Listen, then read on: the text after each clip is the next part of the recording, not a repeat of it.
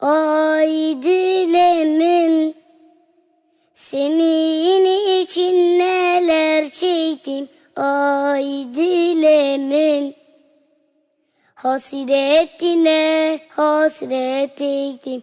Ay dilemin, hesabını bana kestin. Ay dilemin. Elimde değil,